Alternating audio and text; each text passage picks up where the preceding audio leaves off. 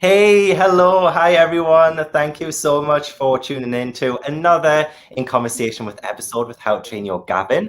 And today I am joined by, honestly, the queen of middle grade chills and thrills, Lindsay Currie. Thank you so much for coming. Thank you. This is so fun.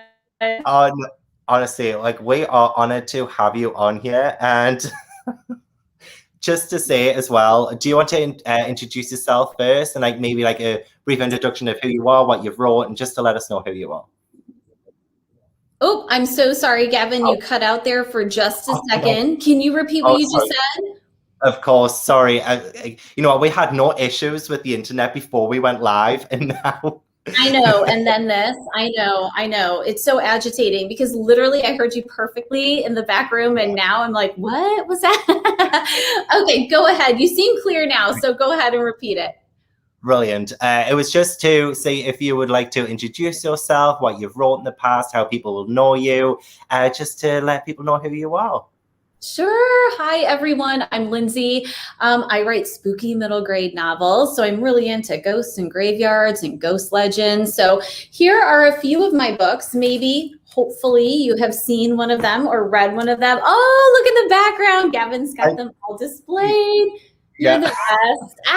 So this is my first one, The Peculiar Incident on Shady Street. This is a ghost story set in my city, Chicago, Illinois, because Chicago is utterly haunted, and we can get into that later. It's very easy to find things to write about in my city.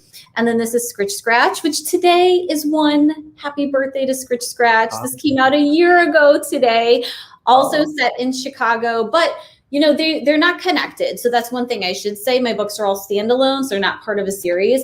They do, of course, have that creep factor in common, but that's the only thing. Characters and stories are all different. And then the one coming out Tuesday is this beautiful book, Baby, What Lives in the Woods. I'm so excited. This actually does not take place in Chicago. It takes place in Michigan. I think it's really fun. I hope you guys will too. it's beautiful. I need a finished copy of it as well. That hardback, just stunning. It's Stunning. so pretty in person. It is so pretty. I mean, even the back of it, they've got this shiny little logo for Scritch Scratch here.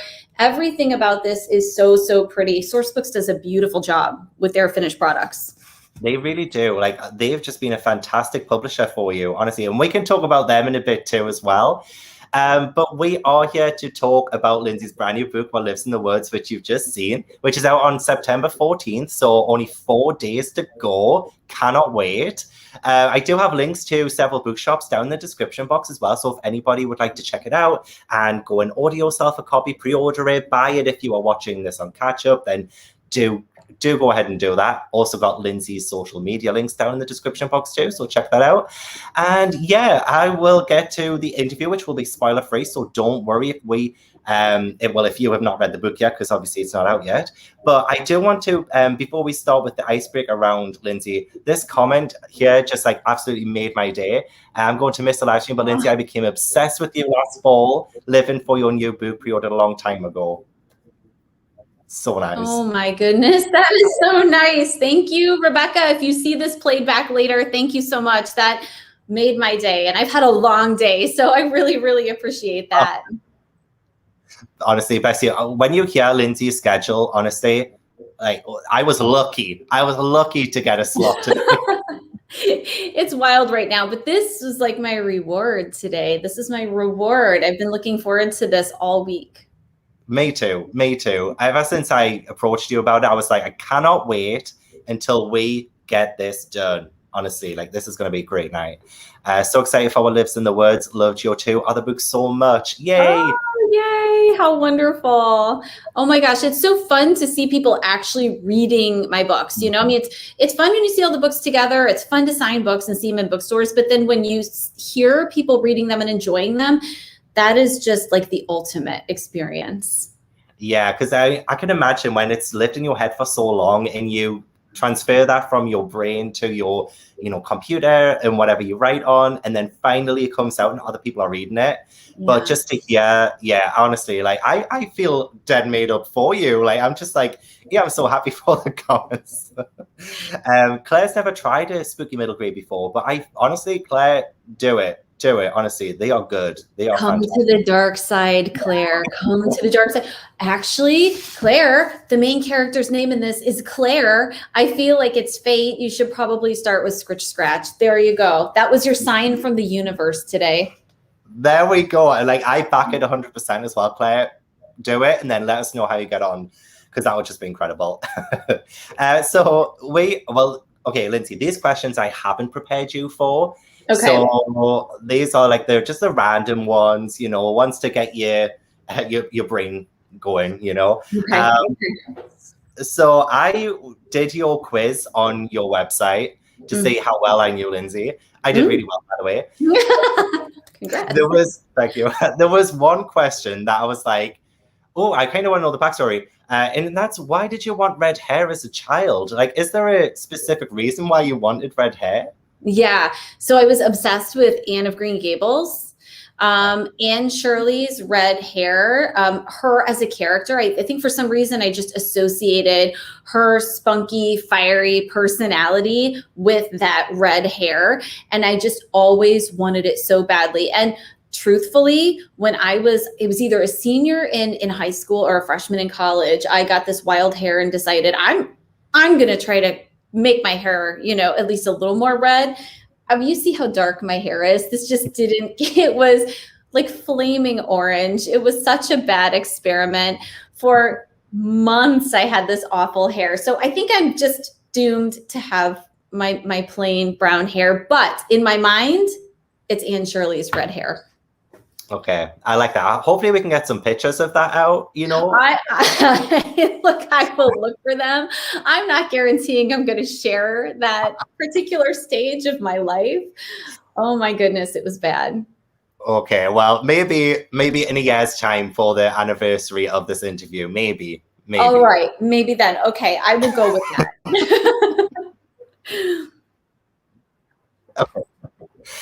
So in America, Halloween's quite a big thing, isn't it? Mm-hmm. Whereas in the UK, it's not. I mean, I know I've got some decorations up, but it's not really the biggest thing. So it is one of your favorite holidays, isn't it? But what do you do on Halloween? And do you have a favorite Halloween memory? Yes. So Halloween is literally my favorite day of the year. I mean, as you might be able to tell from my personality, I love spooky things. And Halloween is also the one day of the year that you can be anyone you want. And just really throw yourself into it. And so I dress up every year, right? One of my favorite costumes was Jack Sparrow. I was a fantastic Jack Sparrow. Yeah, I really loved that one. But my Halloweens have changed over the years because my kids are older now. We used to have this massive Halloween party where we invited everybody and we just kind of rocked out all night and it was so fun. And now my oldest is a sophomore in college.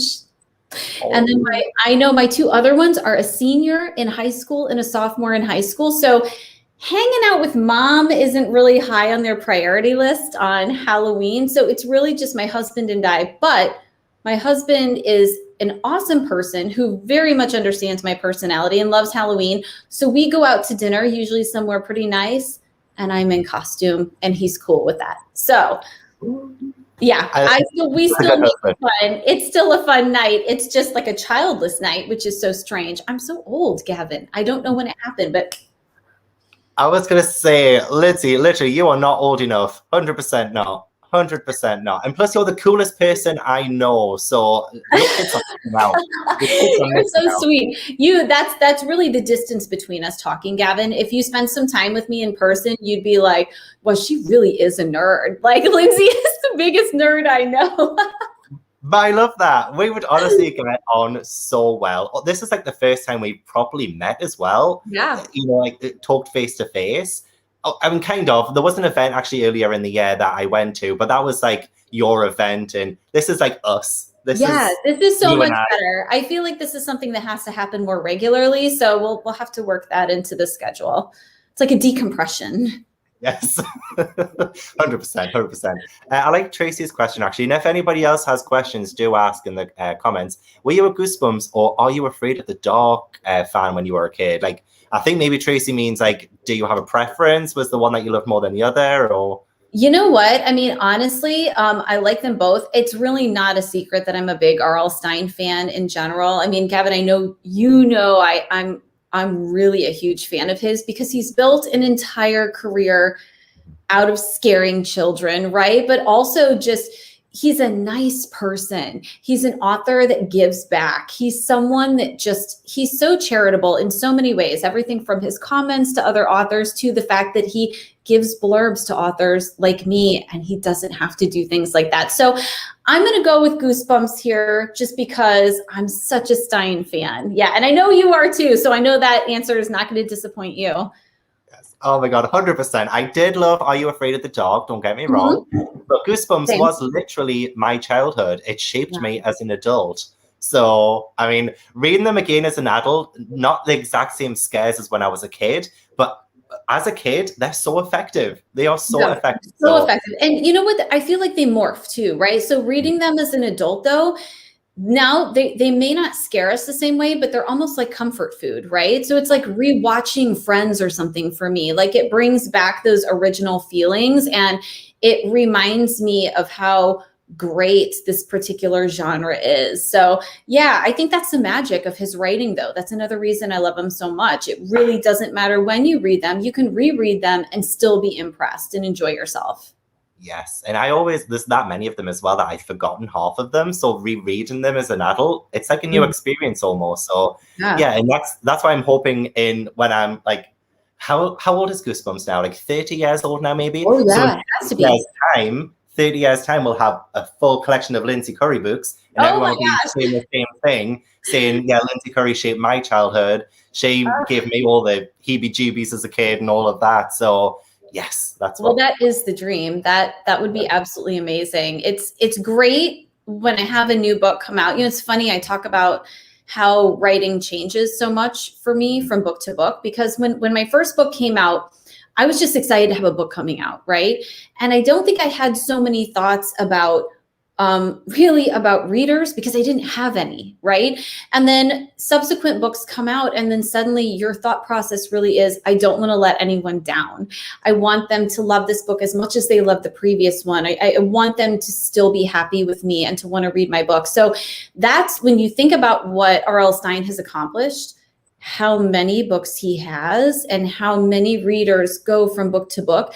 That's really impressive. If I can do a fraction of that with my writing career, I'll be really proud. I think you should be proud already. I've got some really great questions in here as well that were already like part of my icebreaker one. So I want to ask this one next. Because I was going to ask what movies get you into the Halloween spirit, but also like what's your favorite scary movie? Do you have one? I do. It's older. Okay, it's older, but let me preface this by saying that I'm not a huge, like, I'll watch movies with a lot of gore in them, but you'll notice when you read my books, I don't write any gore into my books. And often the movies that me the most are the ones that leave the most to the imagination. So the less they show me, and if I can just kind of hear things or use my imagination, generally the more scared I am. So Blair Witch Project, the first time I saw that movie, I was petrified. I remember leaving the movie theater being shaken at the time because I just wasn't expecting that. And when you think about that movie, it really shows very little. There's very little. There's virtually no gore. You're hearing things, you see glimpses of things, but it's all based on legend, and your imagination fills in the gap. So that movie for sure still, after all these years, I mean, that came out in the 90s maybe? It still ranks up there for me as one of the scariest. Oh my God, I totally agree. And it's almost like me camping, doing that all night read along, doing Scratch and the other book that I read for that. It's just like, I would hear things, I would use like my imagination would go wild. like honestly, it's terrifying. It's terrifying. So I agree. The less you know, or the less you're shown, the better. Which is kind of what I love about your books as well. Is that yours, and I guess it'll go really well with this next kind of question that Summer's asked as well. But like you have like this like paranormal presence, and there's the sounds, there's the movement, and you don't quite know what it is.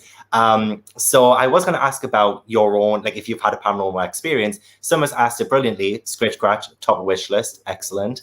Do you have a scary paranormal experience yourself? And if yes, have you used it on one of your books?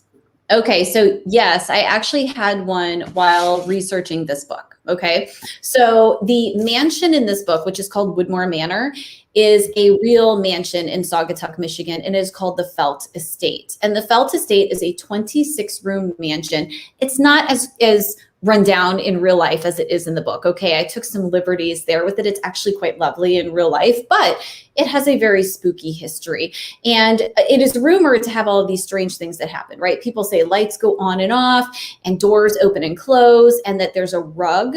This is so strange, but there's a rug that moves from room to room. Like someone will lock up at night, and then the morning person comes in and unlocks the mansion, which is a museum. And presumably no one has been in there overnight, but the rug will be in a different room, and nobody understands how that's happening. Well, while I was researching for this book, I took a tour through there, and they're self-guided tours. So someone's not with you. You have a map and you're walking around this mansion. And I walked into a room, and in the corner, there was a rocking chair that was just really gently rocking, like someone had maybe just gotten up and walked out of the room. I was so spooked. You guys can't see, but I have goosebumps all over my arms right now from remembering this. I didn't write it into What Lives in the Woods, but it lingered in my mind the whole time I was writing this book, and it pushed me to make every scene that I wanted to be spooky as it could be, because that I can still hear that kind of creak, creak, creak, creak that I heard when I walked into the room. It was frightening. I've got chills, and also I do have chills as well, because I don't know if you've noticed, but some of my lights have gone off, and I literally just bought them today, and they've got like fresh new batteries and everything. The white lights have gone off, and I don't know why. It's a ghost. That's why, Gavin. You know why. Yeah. We're talking about the spirits today, and they don't like it. They really don't. Watch, these orange lights are going to go off soon, but they shouldn't, because they're brand new. Okay, right, I'm going to try not be scared. At some point in this interview, I'm totally going to mess with you. I'm just going to act like there's something behind you and be like, Gavin, who is that standing behind you, and just freak you out. I was warning you. It's probably going to happen at some point. Oh no.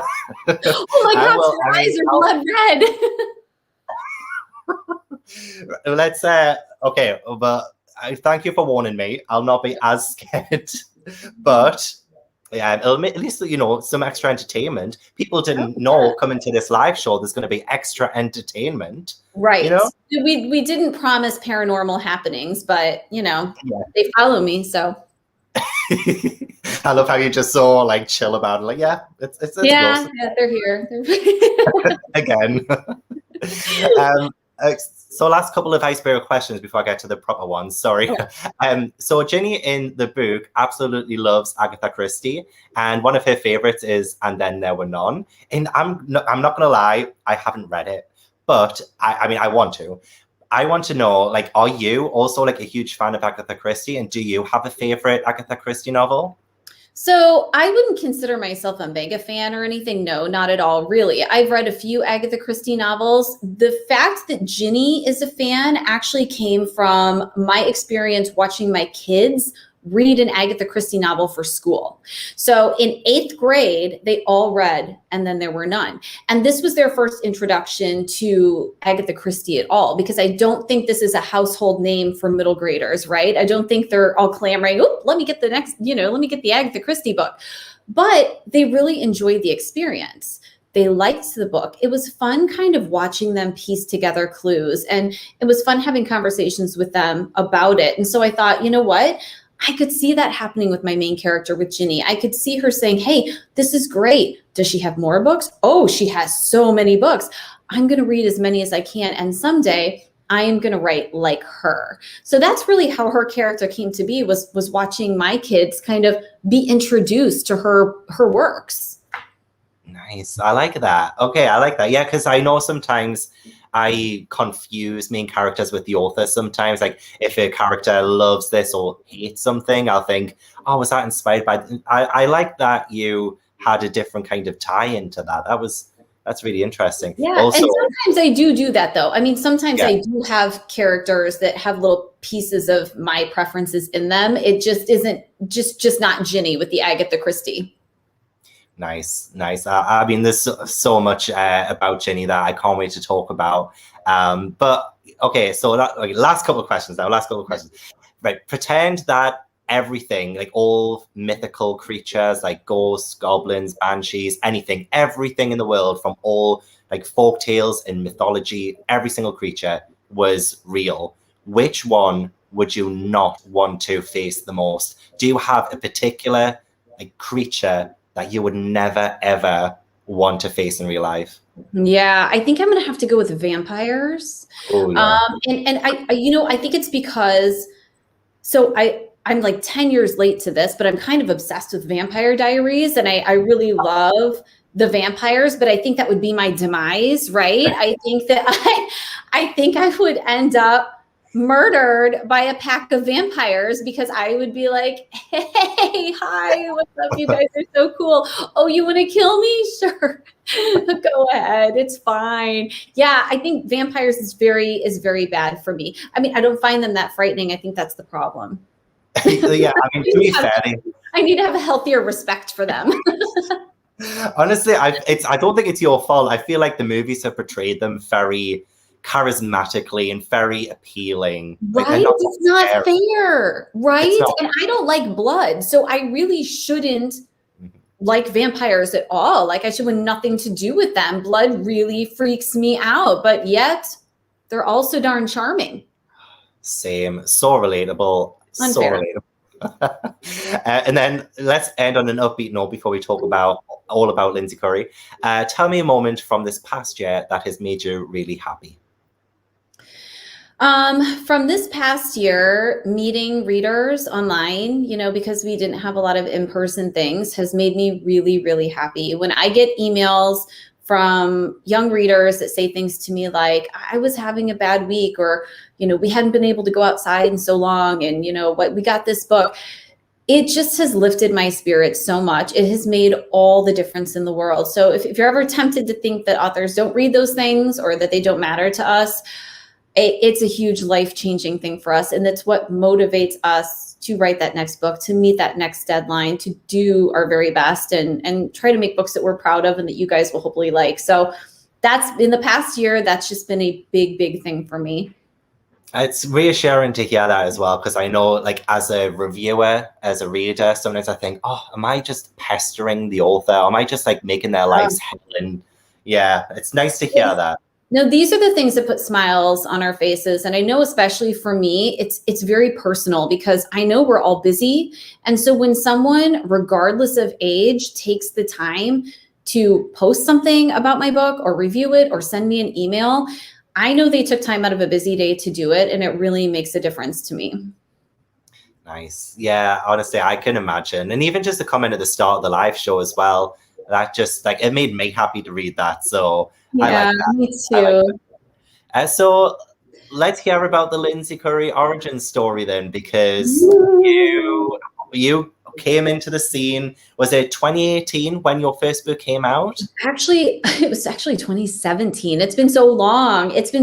Yeah. So Peculiar Incident burst into this world, or maybe it slithered, I don't know, it slithered into this world at the end of 2017.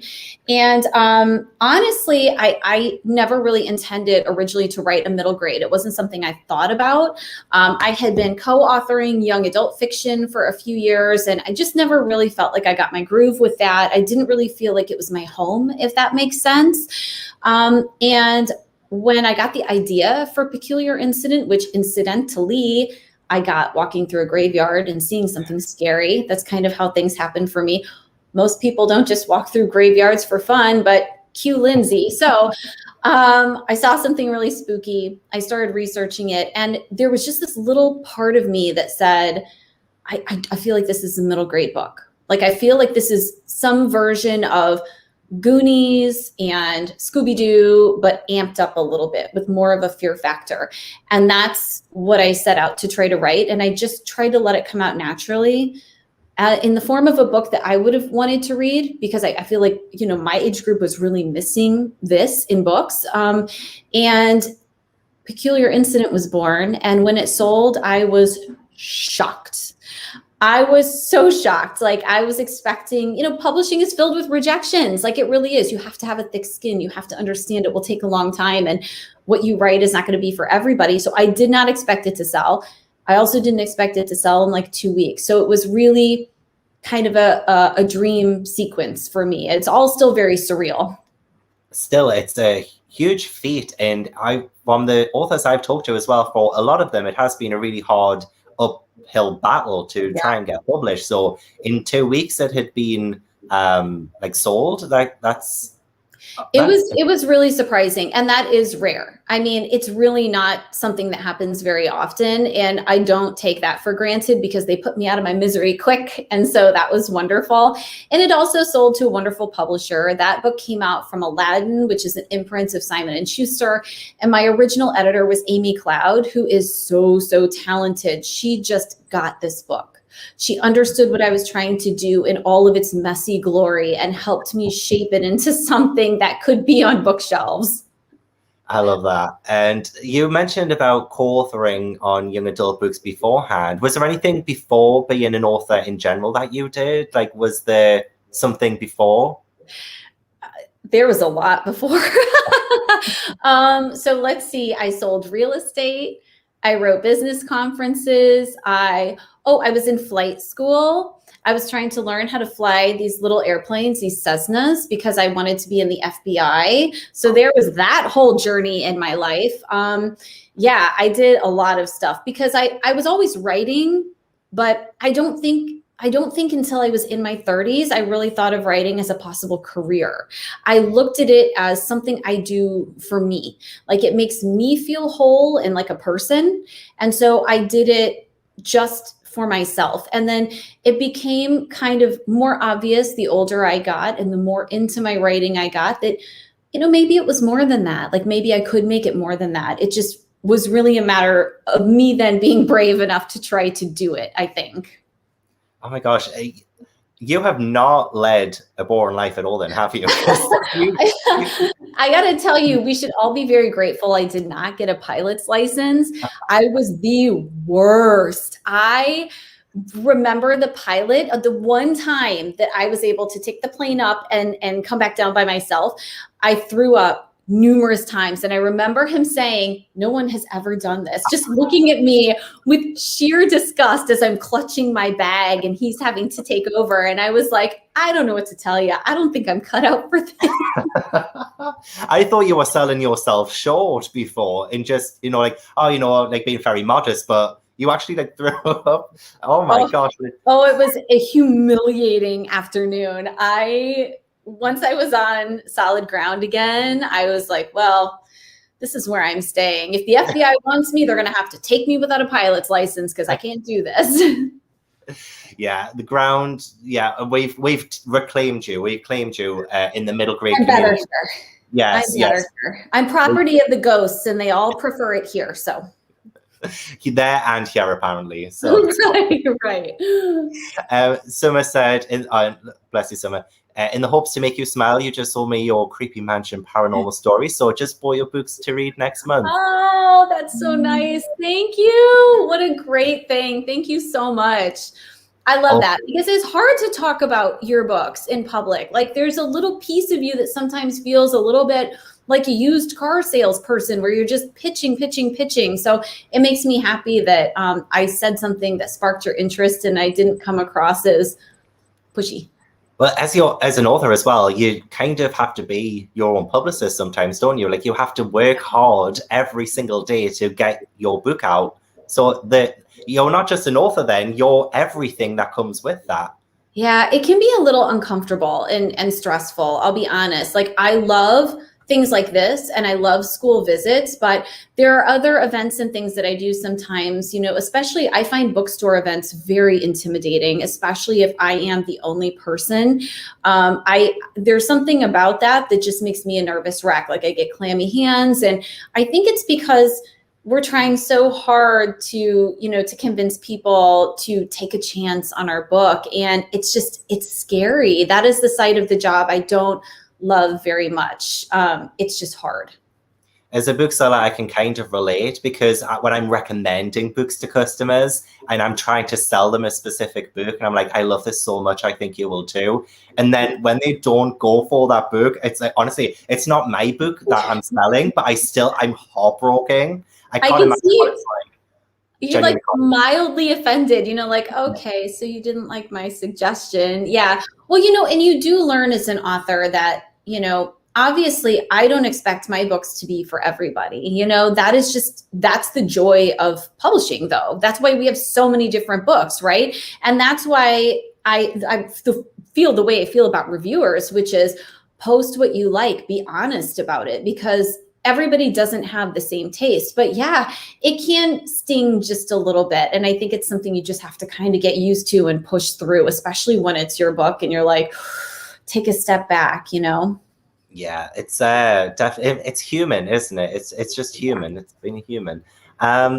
Tracy said, great to see an older middle grade author shows that I could write that book. Tracy, you can always write that book. Always. Absolutely. Absolutely. There is such a perception that if whatever it is doesn't happen when you're in your 20s, that your time has passed. I am 44. I am feeling like I am just now scratching the surface of my career, and I'm totally cool with that. Like, I feel like this is where I'm meant to be, and we all get where we're supposed to be going in the time we're supposed to. So as long as you're positive about it and you're working toward it and you feel like you're making progress, that's all that matters. The age has nothing to do with it. Then just scratching the surface of it. Oh my God. Little Lindsay Currie joke there for you. Gavin, I'm gonna let that one slide, but we can't have too many of those, okay? It was like my dad just came into the room with his bad dad jokes, but that's okay. I mean, I can't be cool all the time. I love this comment as well. Couldn't put your books down, always happy to recommend them. Had to turn the light on, reading What Lives in the Woods. Had to remind myself it's middle grade. Right? Right? Oh, I love that. I love that because, sometimes it is kind of hard to tell where that boundary is, just a little bit, because, my goal partly, of course, is to scare, right? To some degree, we all, those of us who are reading these, we like a good scare, right? But I don't want to traumatize. Like, there is a line there. And so this is why it's so important to have a really good editor, right? An editor who understands your brand and what you want your books to be, and who can either come in and say, further, Lindsay, make it scarier, or, whoa, Lindsay, the parents are going to come after you on this one. Let's take a couple steps back, right? And so I'm really grateful to have that. My editor is Annie Berger at Source Books, and she's a rock star.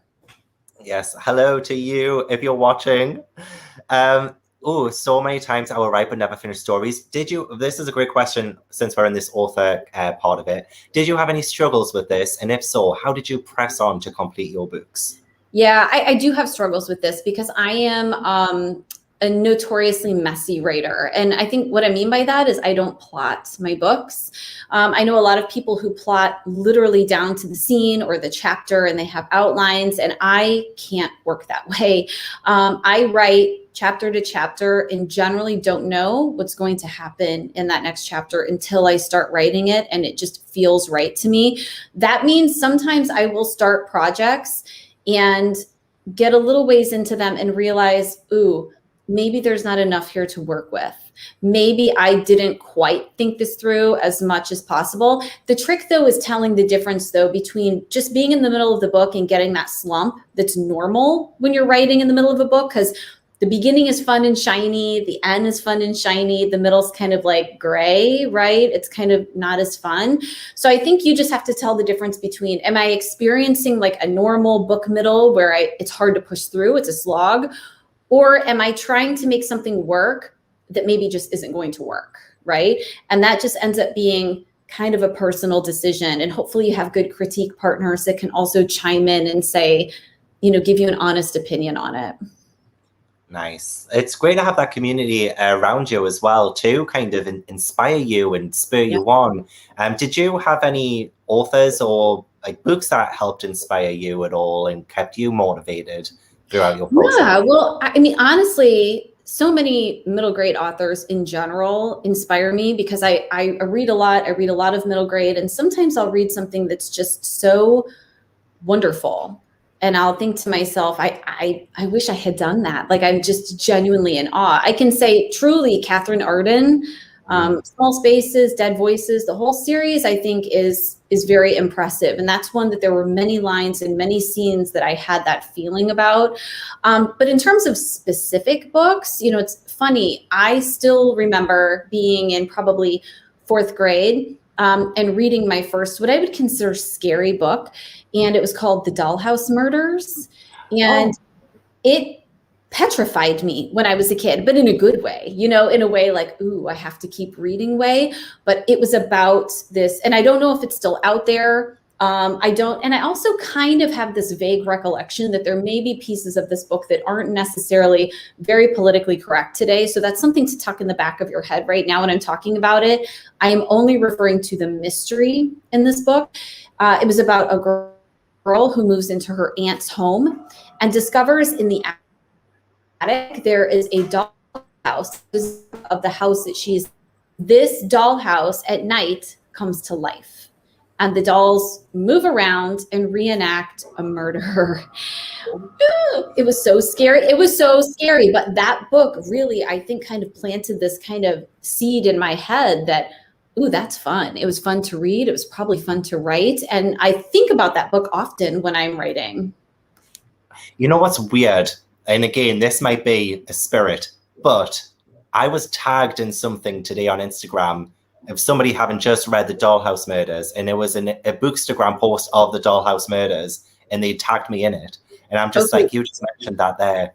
That's really creepy because it's an old book, Gavin. Like, you don't see it come up all the time. So I feel like those lights should go off in behind you any minute, or the face, something like that's really, that's weird.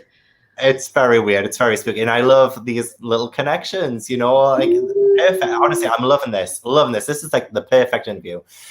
Chicago, we need to talk about Chicago because that has played a huge role in your books. A little bit less so in What Lives in the Woods, but you feel it in the characters more than the actual setting. You feel Chicago. So how has Chicago influenced you as a writer? As you said, it's a very haunted place. What's the story with Chicago?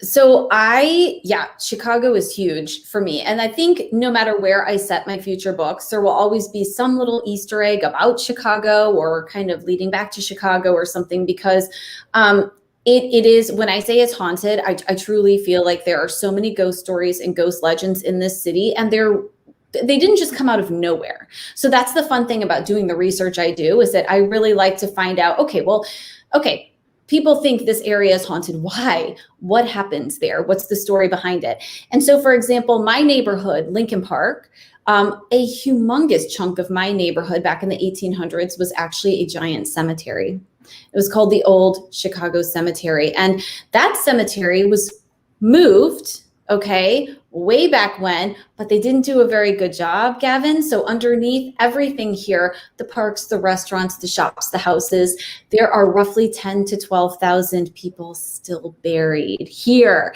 Now, that feels spooky to me. That just feels creepy. We have a random tomb in the middle of my neighborhood, in the middle of a park that used to be in this old city cemetery.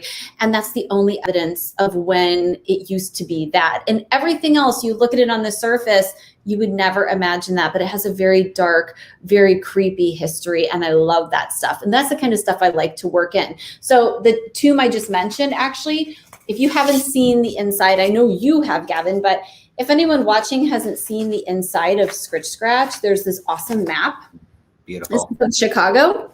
And one of the stops on the Spirits Tour is this tomb right here, the couch tomb. That's from the Old City Cemetery. And it's it's such an eerie place. I'm telling you, I'm not going to say if you come to Chicago when, I'm going to make you come here someday. You have to visit this area because that story is one of dozens. There are so many spooky things that happened here that are fun to write about and that kids ultimately read, and adults, and say, did you make that up? And I'm like, no, Chicago is scary. Chicago is terrifying, literally. Like Claire even sees it's terrifying. It's so terrifying. It really is. And there's so much of that. I mean, there's, of course, I'm looking for it, but really there are so many stories like that that you're just like, what is going on in Chicago? Or what, the 1800s were wild around here. They were a wealth of knowledge and information from like just the history of Chicago. I know in Scritch Scratch there was lots of talk about little things that happened, different events that happened, and it was just all so interesting. I think I mentioned that in my vlog. I was like, oh, this book talked about this. I think it was the theater, like the thing that happened at the theater, and I was just like, oh my gosh, like that is, and I remember going on Wikipedia and everything, looking everything up, and I was like, God, this actually happened. Like this is a book and it actually happened. Like this is terrifying. Like what's the most scariest thing in the world for me is things that were real. And I feel like with your books and with the Chicago setting, it's real. It's happened, and it just, yeah, that scares me. Chicago scares me. So yeah, well, we're gonna get here no matter what. I will still come. So before we talk like more in depth about what lives in the woods, what has been your best author moment to date? Do you remember a specific, like maybe a specific review, maybe a child has sent in a letter, or an event that you've done, a virtual event that you've done, or anything? Have you got a best author moment in general from since you started to now?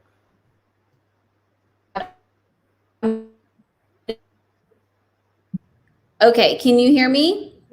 Oh, yeah, I can hear you now. Yeah, I can hear you now.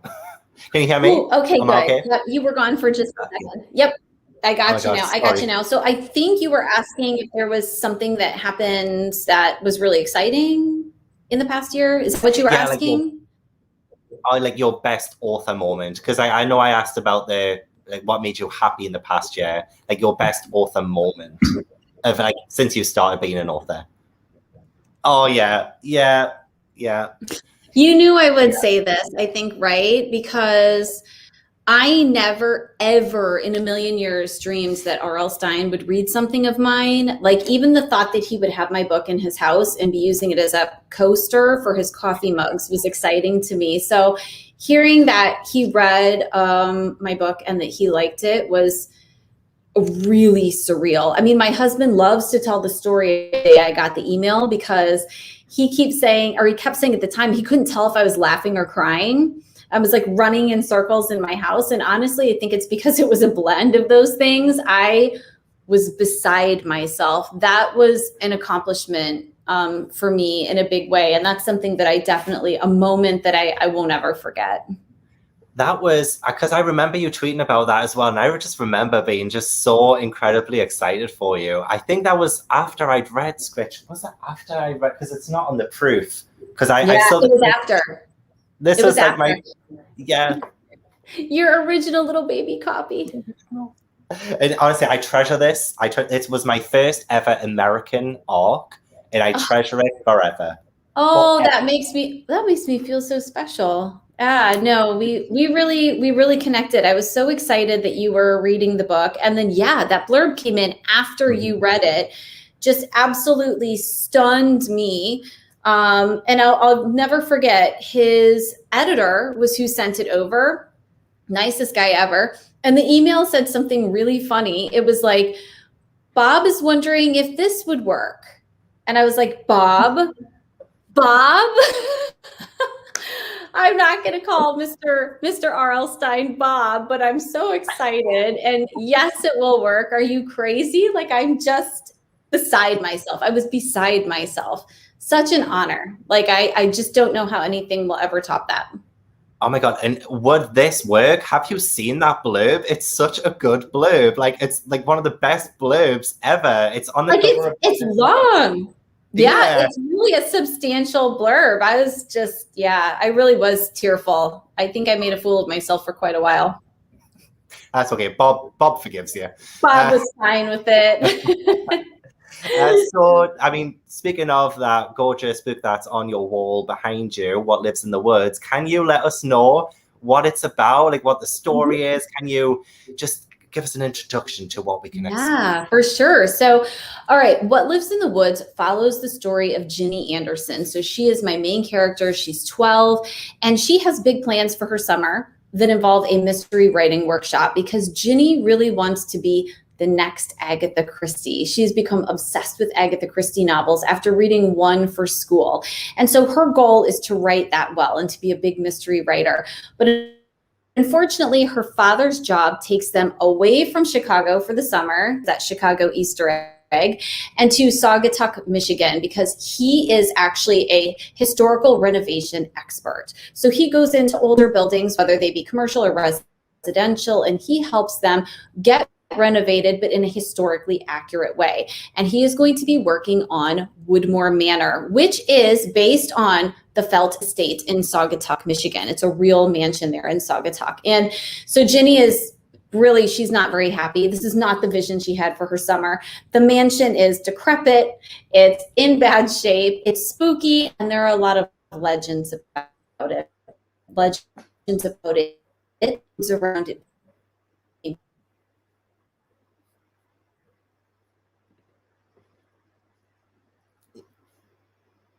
Oh, I think I froze. Lindsay? Sorry, I think I've frozen again. I don't know if Lindsay can hear me.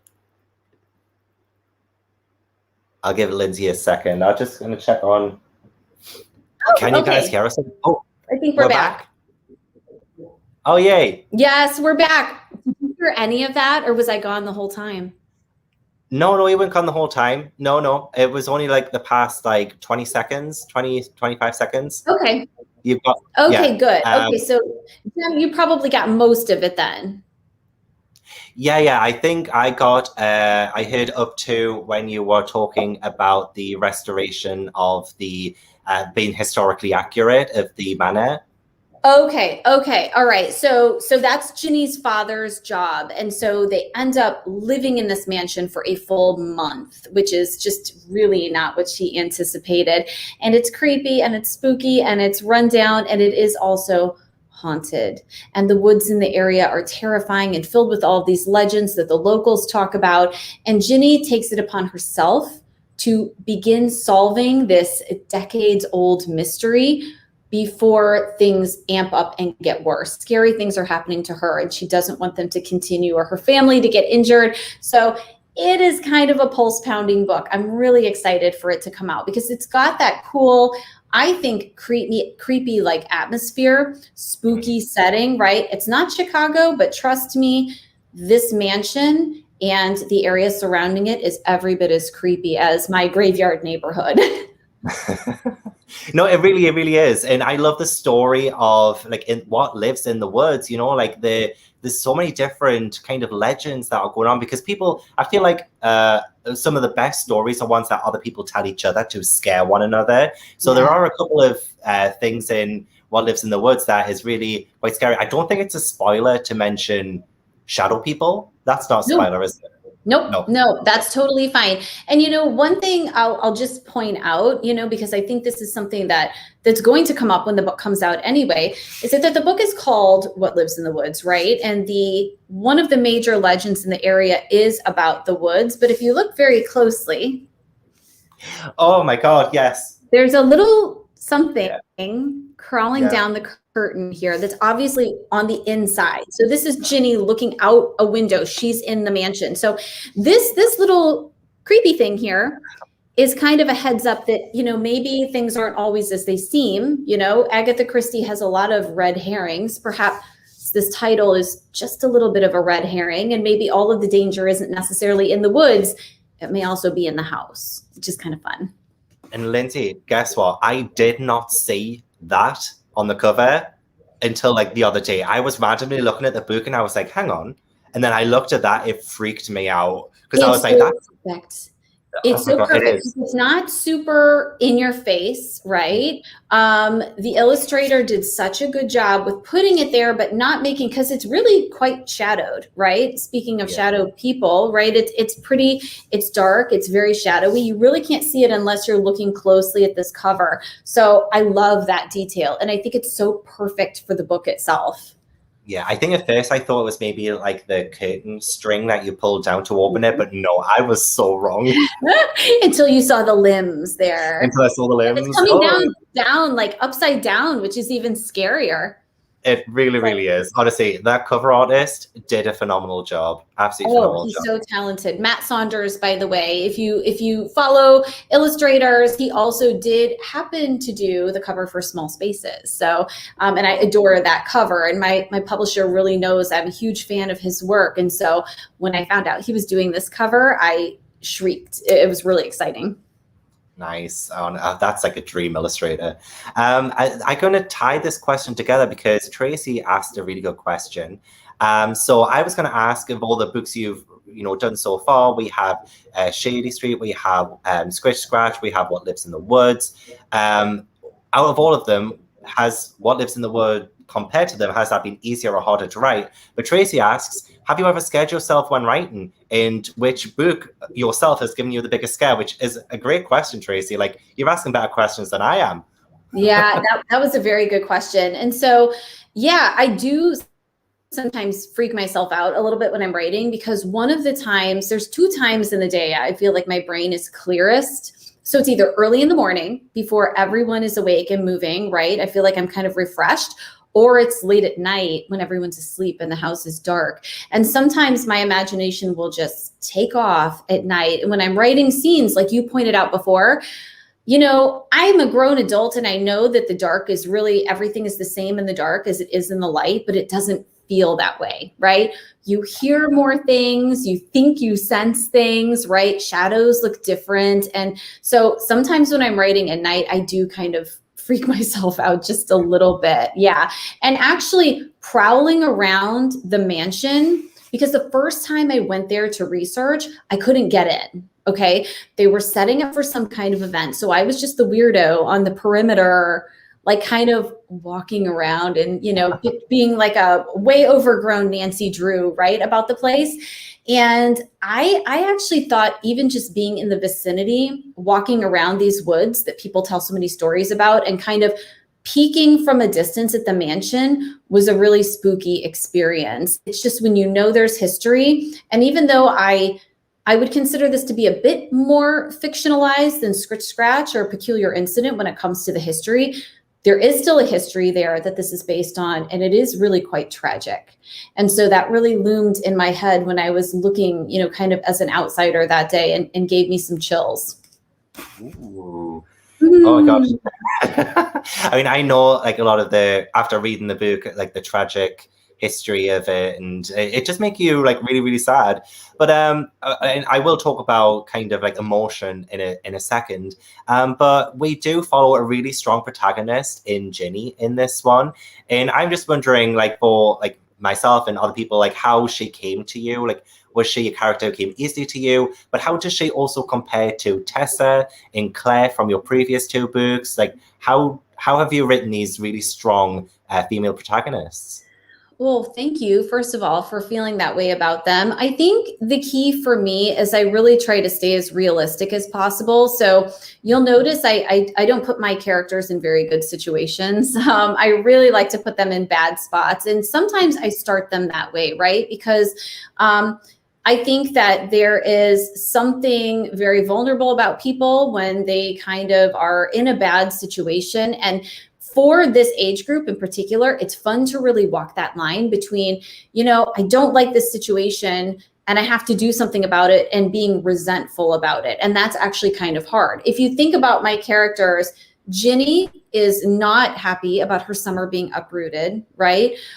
Claire is not happy about her father's ghost business, right? It's embarrassing to her. She really doesn't want anything to do with it.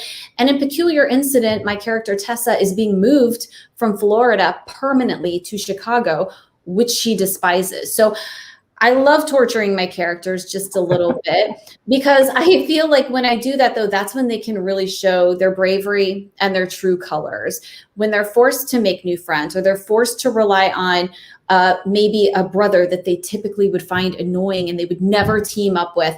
This is where I think the true magic of this particular genre can happen. So in a lot of ways, they're similar. They have different interests. Tess is really into art and painting. Claire is really into science, and Ginny is really into writing, but they're all strong and brave and empathetic. And I think really fun characters to throw these mysteries at. But you always show their resilience. And I think for anyone reading these books, they will feel really inspired by them, especially when they have creative passions. Like for, you know, Ginny, and she really wants to be a writer. You really see her kind of really going for it and like wanting to be so much, as you said, like Agatha Christie, and, you know, she wants to be like her idol. But we do have, and I'm not going to spoil it for anyone, but we do have that character arc for her where she sees things a bit more like she's just going to be herself kind of thing. Like these characters always return to themselves. And that's just always like really, really, like, you know, beautiful to read. I love how Summer's like, I would love to trade places with Ginny for a day. I mean, fair, but also when you read, like, say the first few days in this manner, like I wouldn't trade places with Ginny for the world. Like, no thanks. I'm not going there. I think we could all survive it for a day, but along the lines of this, Summer, you will think this is interesting. So there's a very, very good chance that in March of this year, due to a big reading program at a school in Michigan, I may actually be staying in the mansion for a day or two. Let's let that sink in for a minute. Sleeping in the mansion for a day or two. You better bet I'm going to video every creepy little thing that happens to me. If that rug moves, I'm going to sleep outside. Like, just putting that out there. Or if I'm you not get as brave as my characters. Nowhere near as brave as my characters. You say that now, but I bet if you were put into those situations, I think you would be a lot tougher than you think. I don't know, Gavin. I get a little bit scared researching, but we'll see. We'll see what happens in March. Oh my God, I can't wait for that. Cannot wait for that. And I'm not even going. I'm excited. In fact, surprise, I'm coming to Chicago. Yay, woo! Trip to Saugatuck. Casey said, wow, your book sounds so incredible, especially having some real story inspiration.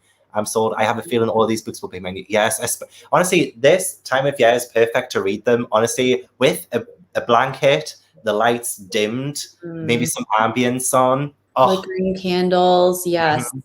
Yes. You know, get them when it starts to storm too. Storms are a bit of a theme in some of my books. They're connected to paranormal activity. And so you get a good storm brewing, and hopefully you have one of my books on hand. That sounds like a fun night. Yeah. Oh my God, it really does. I'm going to reread them all from the beginning again now. Gavin. So we were talking about horror before, and sort of not trying to get too far with your horror, or like not try and cross the line with your horror. And I feel like and we talked about this before we went live, and you've spoken about it on Twitter about kind of how you have hope in your stories, and it's not just the fact that, you know, these scary situations are always happening into these kids who have to really fight to, you know, solve the mystery and get back to normality. But you always have hope there, and it's a prevalent theme in your book. So is it important for you to have that hope in your stories? I don't know if you're frozen. Sorry. We cut out for a second. That's okay. Can you hear me now? No, yes, it's fine. Yes. I swear that it's like a poltergeist right now. So I know you were talking about hope in my stories, and I suspect you were asking me, like, you know, why this is important to me, why I weave this into them, especially considering the fact that they are horror books. And honestly,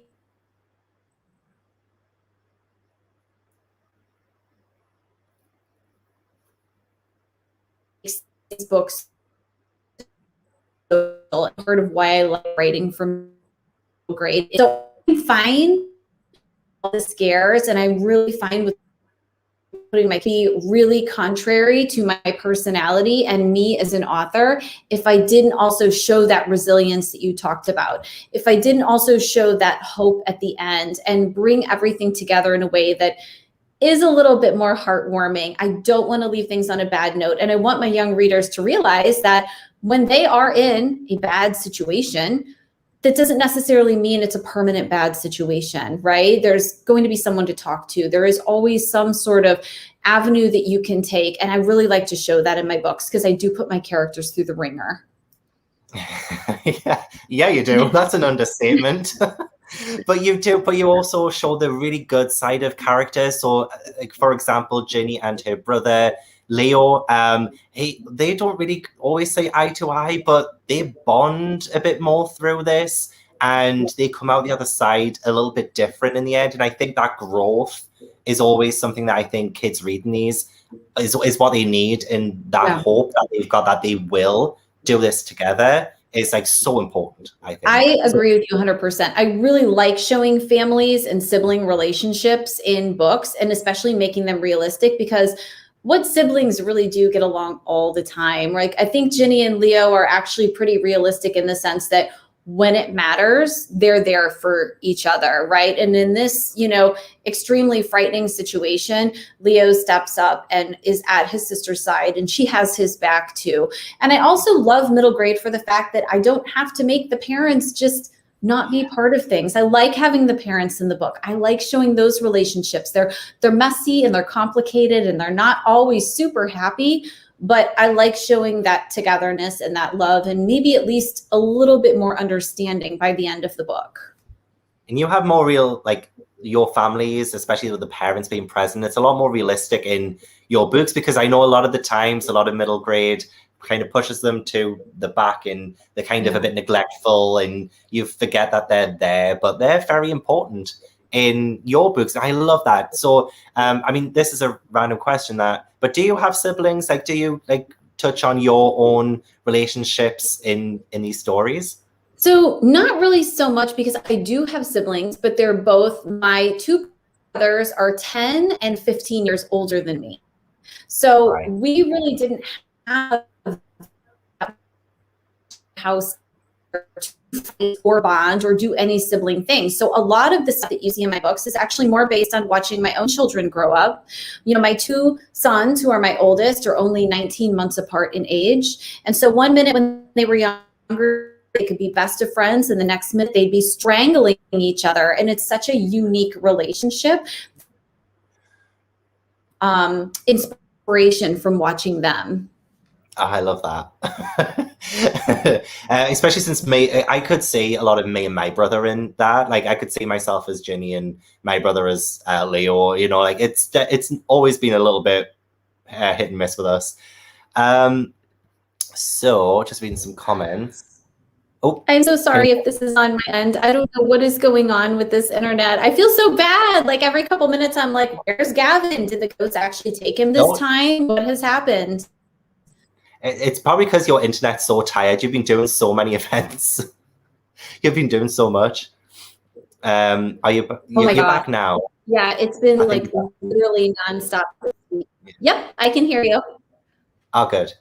Yeah, you've been nonstop. Sorry about that. This is a great comment, actually, that I never even... No, that's not your fault. This is craziness. I'm honestly tempted to switch over.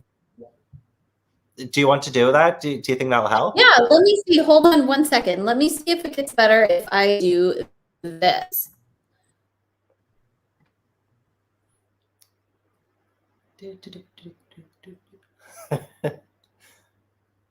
I'm loving these comments as well, guys. Honestly, so good. And Currie, I will ask. I didn't even think about this. But you're so right, Currie. Hey.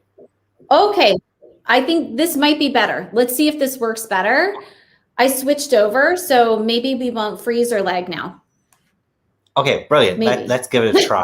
Well, firstly, actually, because Currie's got a great comment in a question I didn't even think of, but Tracy said she's just bought the books. Yay. Thanks, Tracy. That makes me so happy. Thank you so much. That makes me so happy. That makes me happy as somebody. Oh, yeah, right. I didn't think about this, but as somebody who, for me, I like to do these interviews for middle grade authors, and I always worry that I don't like. Again, as a bookseller, like, what if my recommendations don't sell and things? But for me, it's like so reassuring to know that these interviews help, and like, so thank you so much, Tracy. No, they help so much. I mean, everyone who's watching right now, it's the thing about the internet is that we may not have ever come across each other except for Gavin doing this today. We may be in totally different circles on Twitter or Instagram. And I'm, self-professed not that great at, being online all the time. And so these kinds of things are super helpful.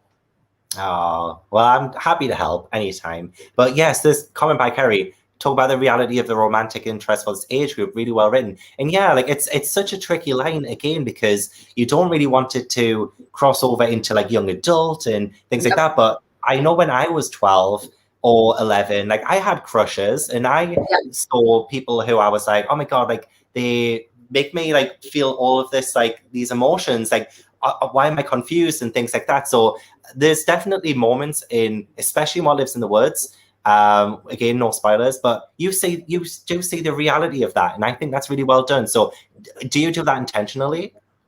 I do. I'm really glad it comes across that way, because that's my intention. But as authors, I think sometimes our intentions and how things come across aren't always exactly the same.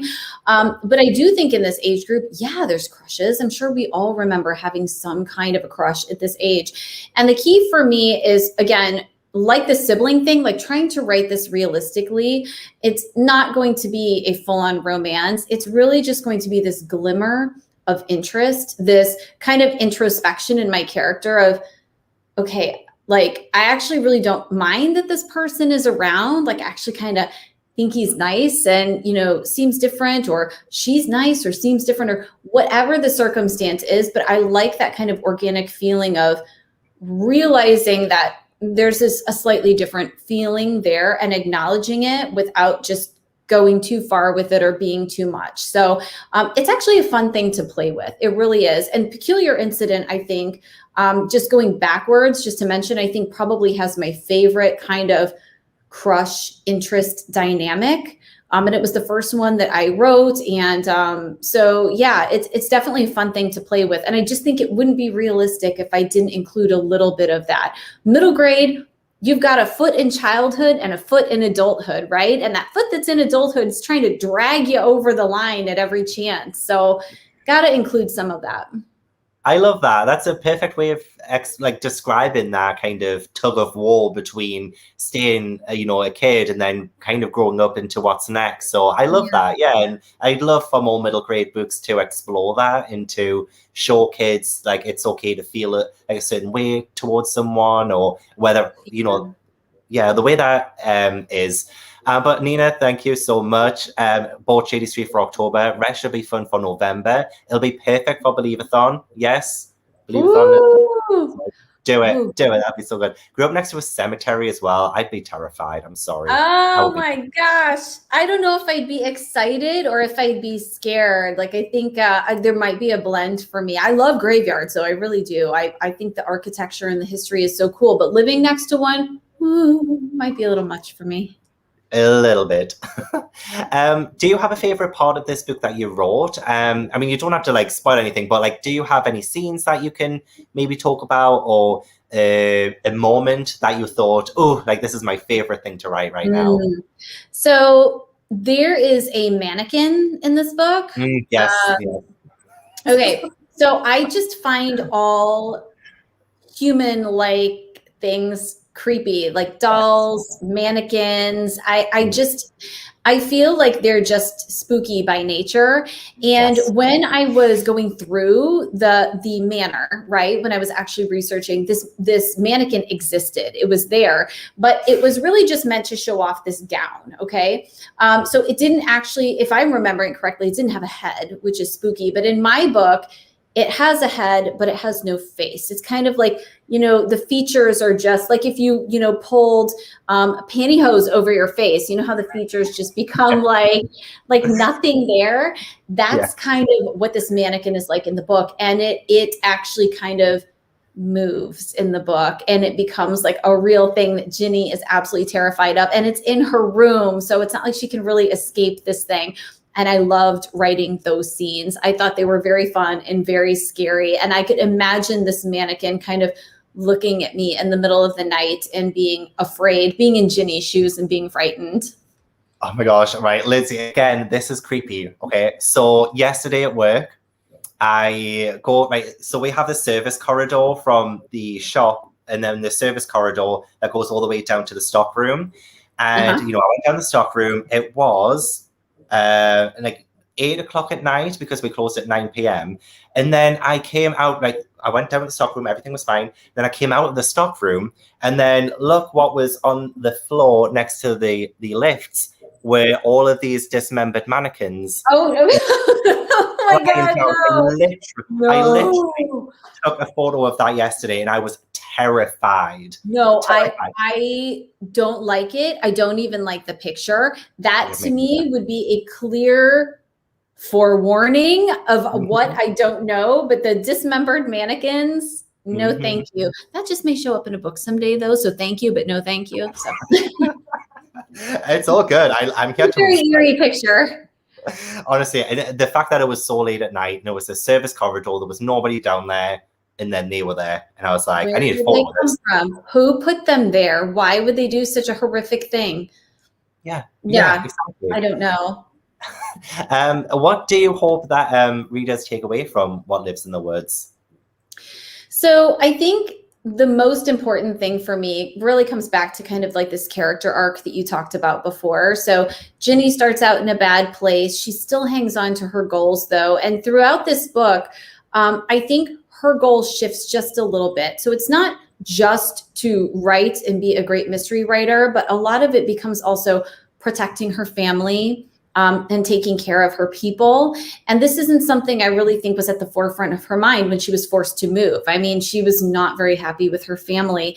And then everything shifts for her. And I think she comes to this realization that, yeah, I'm missing my summer, you know, but I also got this. And I actually did get something out of this, as terrifying as it was. She got a new friend. She got a cool story she can write when she goes back home. And she developed a closer relationship and understanding of her family as well. And I think respects them more than she did in the beginning of the book. So I hope readers walk away with kind of the warm fuzzies. That is such a weird thing to say because it's a scary book, but I actually do hope that when the book wraps up that you have a warm feeling and a fulfilled feeling. That's kind of my goal. And you say, is it heartwarming horror? Is that what it?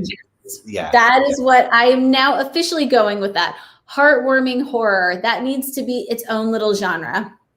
Yes, it really, really does. I love these questions as well. Somebody else as well said that they grew up next to a cemetery. Kirsty, parents and brother are still there. My dad says he held my brother walking in the cemetery, and my brother kept staring behind him, laughing at something. Oh my God. Oh, we used to have a dog years ago that would, in our old house, that would stare at this corner and growl. And I just kept, there's nothing in that corner, nothing I could see. And it really kind of freaked me out. I kept thinking, what is this dog looking at? Does it see something I don't see? Like, am I in danger? And animals are so intuitive as well. Oh, don't like it. I'm out there.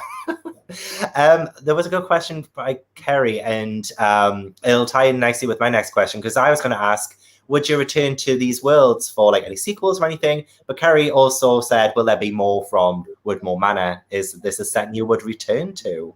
I absolutely would. I would love to write a sequel to the book sometime, because I actually do already have bits and pieces of what that would look like in my head.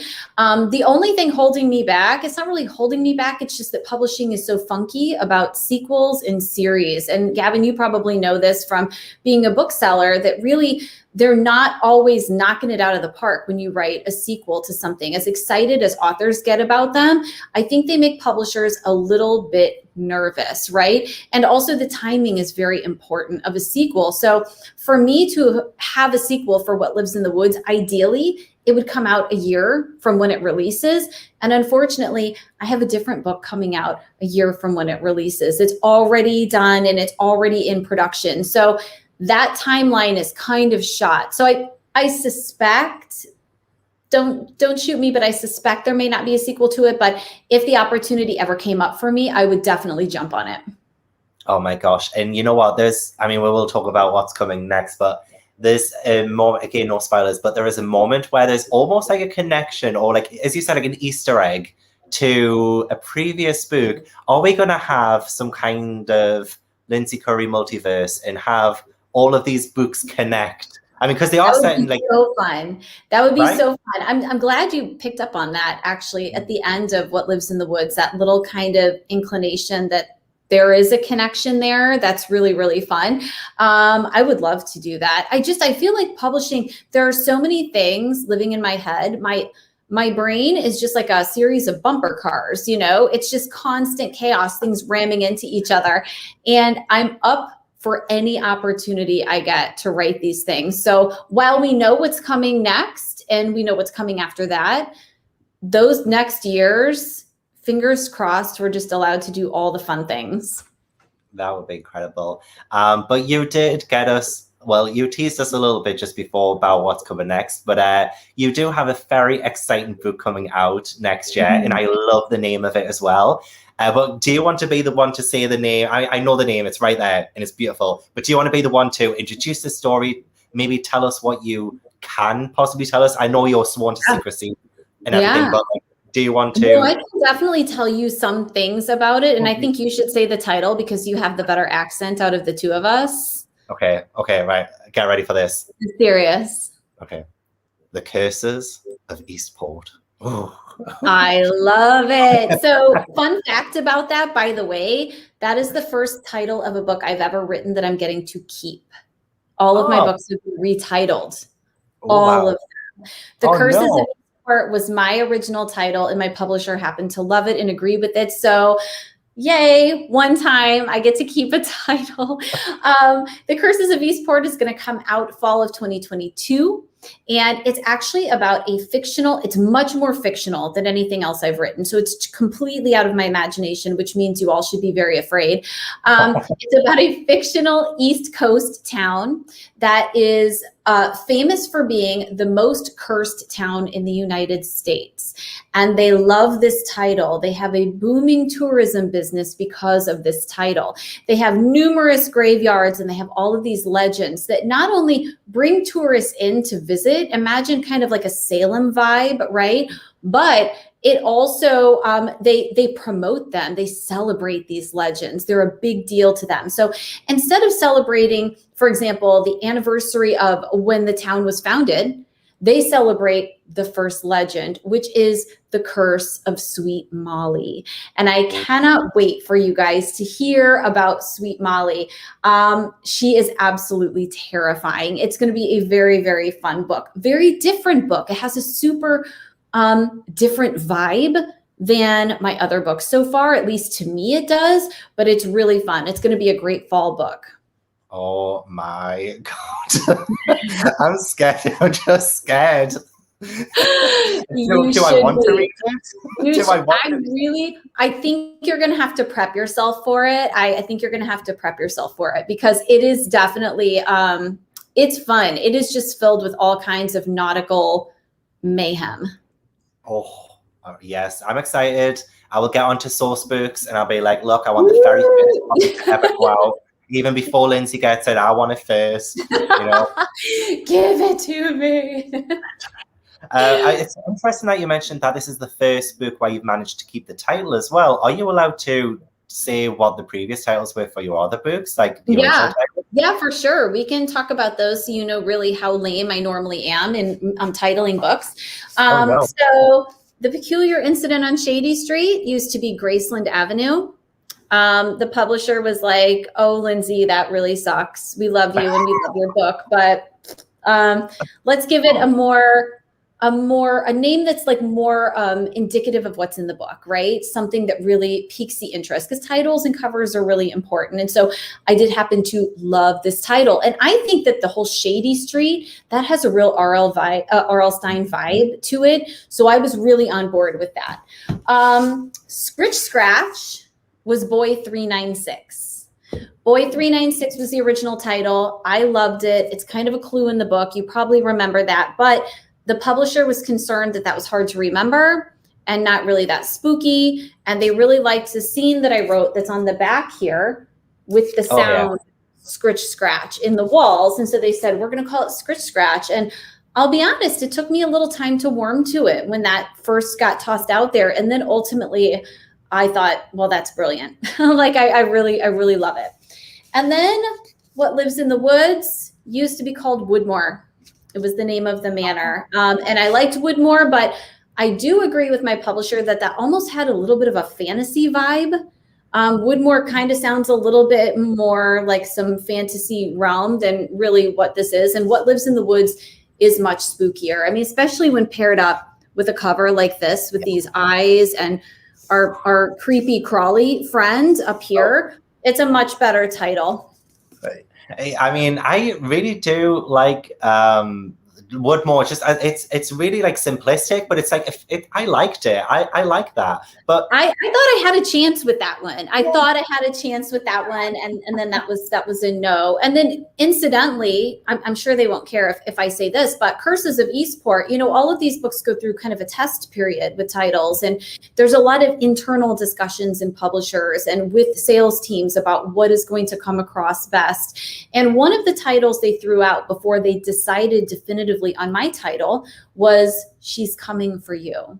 And I actually thought that was a pretty creepy title. I would have been on board with that one also. I thought that was chilling. Oh my God, it is. I mean, it could still be like a tagline, but that's a really chilling title. I mean, yeah, I actually like that as a tagline too, Gavin. That's a great idea. Yeah. And is that Sweet Molly? Did you say it was Sweet Molly? The legend is of Sweet Molly. Yeah. Is she the one who's coming for us? She may be. Oh no. Could be. She's going to turn off my light. Molly sounds so nice, doesn't she? She sounds like, I don't know, something very cute and friendly, and she's not. Oh, I was going to say, there's something about that sweet that it's very misleading. It's yeah, a red just herring. know it's not sweet. You know it's not sweet. It's a red herring. So is there anything else? I mean, I'm excited for it, by the way, and it looks like everyone else is like really, really excited for the next one. Thank you. We'll all be. Thank you. We'll all be. If you guys follow me on Twitter, later tonight I will post, because I don't think Sourcebooks is going to care. I will post.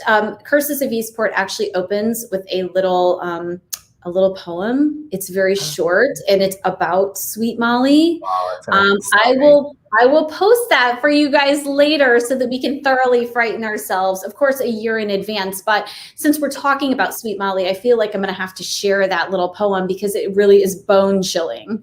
Yeah, it sounds it just from name alone. Oh my God, like, yes, please do. And I have Lindsay's Twitter in the description box as well. So do go and follow her on that as well. And then we'll all get scared. Thank you for doing that. That's amazing. Okay, last question of the night is there anything else you're working on at the minute? Is there anything you're doing? Anything you're excited about? Any events you're doing?